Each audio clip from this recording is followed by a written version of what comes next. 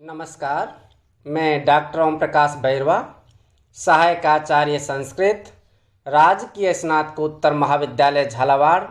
आज हम महाकवि माघ द्वारा रचित शिशुपाल वधम महाकाव्य के मंत्र वर्णनम नामक द्वितीय सर्ग का अध्ययन करेंगे।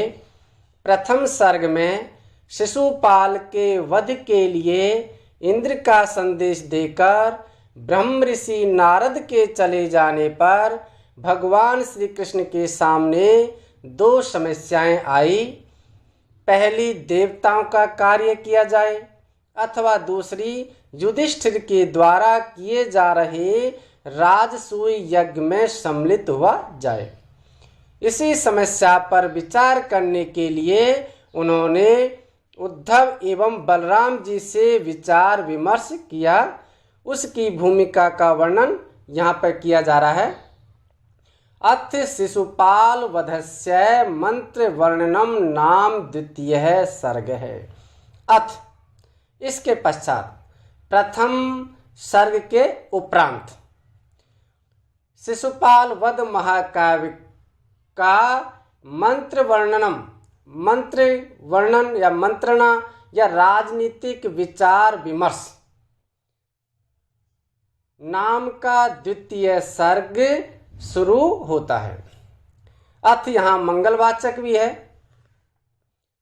मंगलाचरण के रूप में भी प्रयुक्त होता है। अथ शब्द है जो ये यक्षमाणे नाहोत है पार्थे नाथ द्विसन्मुरम अभिचैद्यम प्रतिष्ठासु आसीत कार्य द्वयाकुल है। यक्षमाणेन आहूत है पार्थेनाथ द्विसन्मुरम अभिचैद्यम प्रतिष्ठासु आसीत कार्य द्वयाकुल है। अथ इसके पश्चात नारद द्वारा इंद्र का संदेश देकर लौट जाने के बाद यक्षमाणेन पार्थेन आहूत है। यक्षमाणेन यक्ष यज धातु से बना है, यज्ञ करने की इच्छा वाले। पार्थेन पृथा के पुत्र युधिष्ठिर के द्वारा आहूत बुलाए गए, निमंत्रण दिए गए। अभी चैद्यम प्रतिष्ठासु, अभी उपसर्ग है और चैद्यम चेदी नरेश शिशुपाल पर, प्रतिष्ठासु चढ़ाई करने की इच्छा वाले।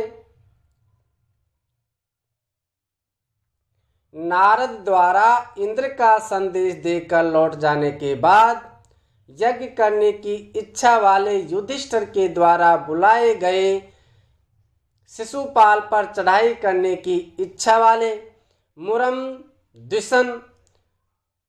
मुरन नामक जो राक्षस है उसके द्विषण यानी द्वेषी या उनका वध करने वाले अर्थात श्री कृष्ण भगवान मुरारी।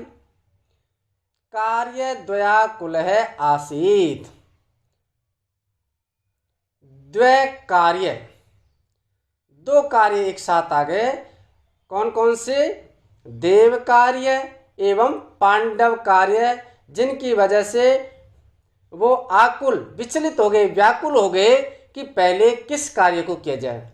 और हमारे जीवन में भी ऐसी कई समस्याएं आती है। कई बार दो कार्य आ जाते हैं और हम भी दुविधा में पड़ जाते हैं कि पहले किस कार्य को प्राथमिकता दी जाए। तो यहाँ पर भी जो मुरारी हैं, कृष्ण भगवान हैं, उनके सामने भी एक साथ दो कार्य उपस्थित हो गए हैं। एक तो देवराज इंद्र का कार्य या संदेश, जिसमें उन्होंने अत्याचारी शिशुपाल का वध करने के लिए संदेश भेजा है। और दूसरा युधिष्ठिर के द्वारा जो राजसु यज्ञ किया जा रहा है उस, और जो उनका मित्र भी है, परम मित्र है, उनके यज्ञ में सम्मिलित हुआ जाए, तो किस कार्य को प्राथमिकता दी जाए, किसको पहले किया जाए, इसलिए वो जो भगवान कृष्ण हैं, मुरारी हैं, वे व्याकुल हो गए।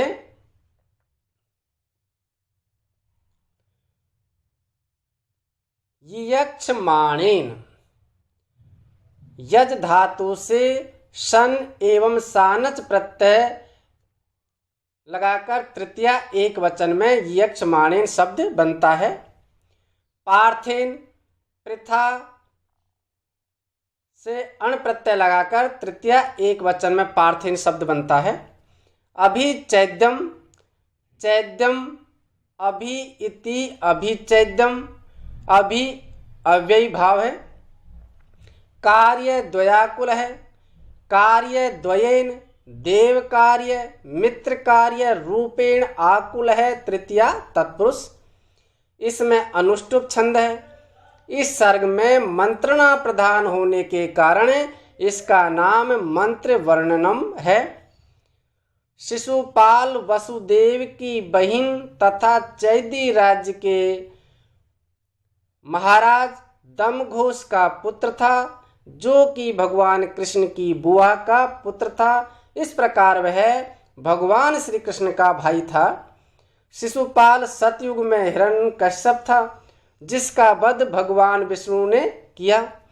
त्रेता युग में उसने रावण के रूप में जन्म लिया, जिसका वध भगवान राम ने किया। द्वापर युग में उसने शिशुपाल के रूप में जन्म लिया है, जिसका वध श्री कृष्ण करेंगे।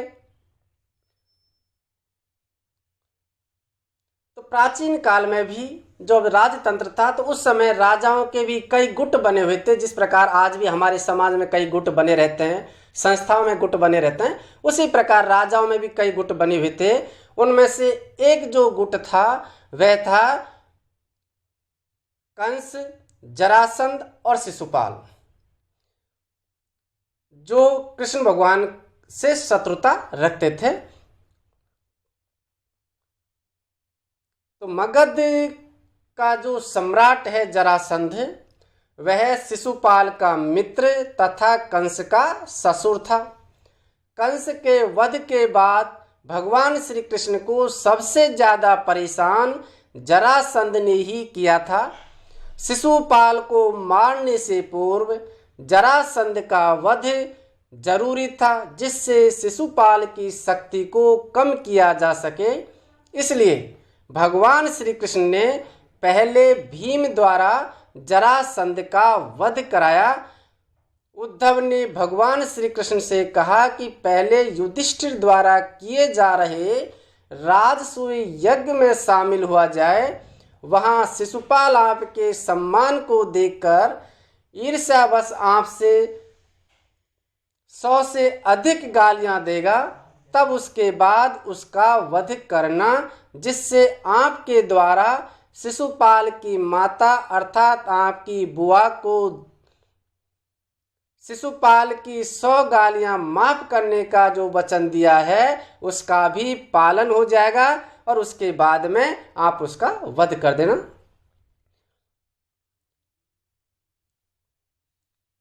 जो महाकाव्य है उनमें से 3 जो महाकाव्य है उनको बृहत्त्रयी के नाम से जाना जाता है।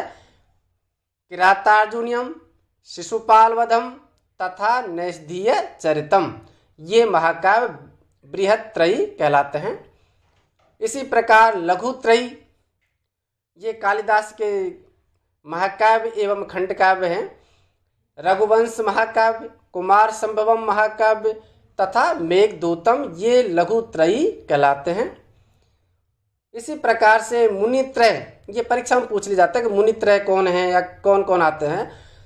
तो इसमें पाणिनि, कात्यायन तथा पतंजलि, ये 3 व्याकरणाचार्य मुनित्रय कहलाते हैं।